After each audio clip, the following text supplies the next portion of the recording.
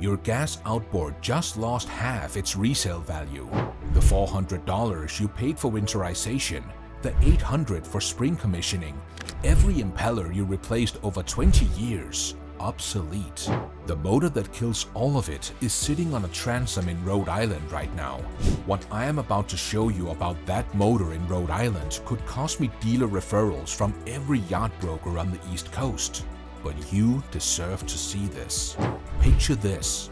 You walk down the dock at Norwalk Cove Marina last April, 10 in the morning. Engine alley is packed wall to wall. You hear a Mercury 150 4-stroke idling in the next tank, 85 decibels. You cannot hear the guy next to you without shouting.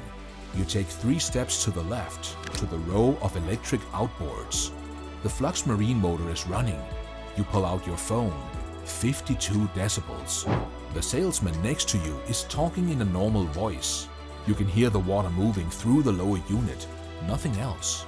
You glance over at the Mercury booth across the dock. The salesman is leaning against the railing, watching the line at the electric demo grow longer. He knows. He has known for 2 years. He just was not going to be the one to tell you. That was the moment the math changed. That was the last gas outboard demo I bothered to watch that day. What happened next is what has dealers worried. Somebody filmed the whole thing. 15-second clip, the electric outboard pulling away from the dock with nothing but the sound of water and a camera shutter. That video hit 45,000 views on TikTok in 3 days. The Norwalk Boat Show Instagram saw engagement spike by 250% on posts about electric outboards.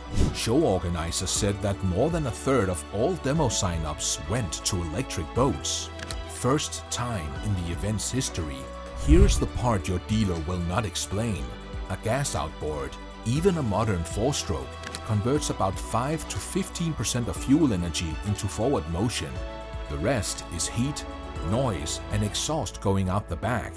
An electric motor converts 44 to 56% of battery energy into thrust. That is not a 10% improvement. That is a different machine. The Mercury Avator 7.5e runs for 60 minutes at full throttle on a single 1 kWh battery. At 25% throttle, it runs 19 hours and covers 34 miles. The Flux Marine system with 3 28 kWh batteries gives you over 75 nautical miles of range at cruising speed on a 22-foot center console. Vision Marine just launched their 180 horsepower electric outboard on a 26-foot Tritune. 180 horsepower. Electric. On a pontoon boat. They are targeting the segment that represents over a third of all outboard sales in the United States. The horsepower race is not 5 years away. It is here.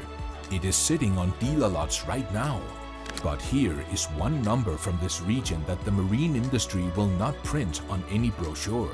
And here is the part the same dealer who marked up your fuel filter for 20 years will not put on his electric brochure either.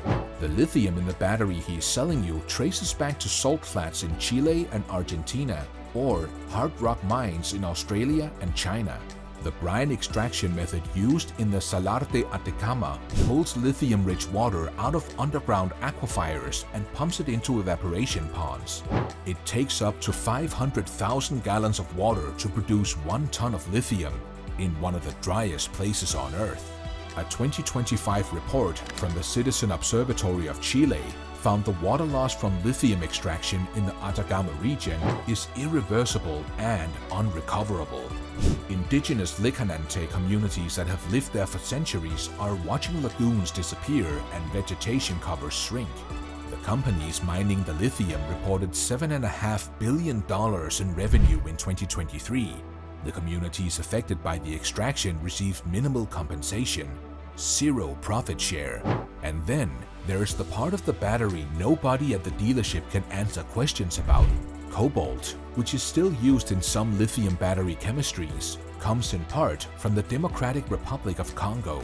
Mining conditions there have been documented as hazardous. Child labor remains a problem despite industry commitment to clean up the supply chain.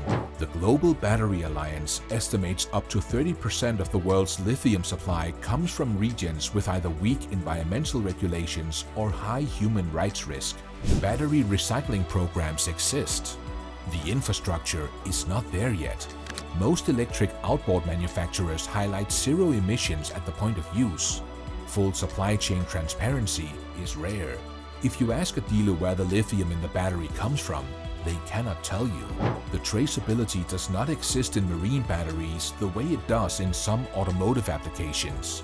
This does not mean the electric outboards are bad. It means the green reputation they are sold on is not the full picture. If this kind of insider breakdown is the reason you stopped trusting your dealer's service desk, hit subscribe and the bell. I post one of these every week, and the next one is already queued up. Now, I know what some of you are thinking. Electric is fine for lake boats, but useless for offshore. The range concern is real. Flux Marine claims roughly 75 nautical miles cruising, but 5 to 8 miles at full power. If your use case is 20-mile offshore runs at wide open throttle, electric is not there yet. But if you are running harbor loops, coastal cruising or lake duty, the math works today. You decide where your boat lands. Here's the number that keeps dealership owners up at night. A typical dealership makes 8 to 12% margin on boat sales. Service and parts generate 35 to 50% margins. In a normal year, close to half of gross profit comes from the shop floor. One Water Marine, one of the largest dealership groups in the country, reported $290 million in service, parts, and other revenue in fiscal year 2024. That is not a side income. That is the business. Oil changes, winterization, spring commissioning, impeller swaps, lower unit service.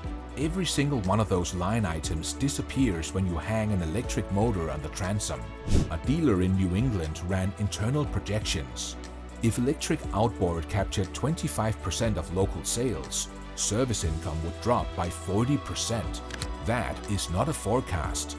That is a working dealership looking at their own numbers and realizing the old model does not survive. High-voltage battery certification courses for technicians run $4,000 to $7,000 per person. The skill set is completely different from what a traditional marine mechanic knows. Some shops are retraining, some are not. The ones who refuse to adapt are going to watch their bays sit empty, while the boats with motors that need no oil changes sit on lifts doing nothing. For you, none of this requires a decision today. Gas outboards are not disappearing this year or next. But the technology is no longer experimental. It is not a concept for eco-tour fleets. It is a 180 horsepower outboard on a 26-foot tri-tune at your marina, and the people buying them are not scheduling winterization appointments. That is the shift. Electric outboards are proven. The dealer model is breaking. The supply chain has problems nobody is talking about in the showroom. Next time your dealer hands you a $1,400 service quote and tells you the new 4-stroke is the future, you will know what is actually sitting on a transom in Rhode Island. You will know what dealers know, and you will know exactly why they will not bring it up first.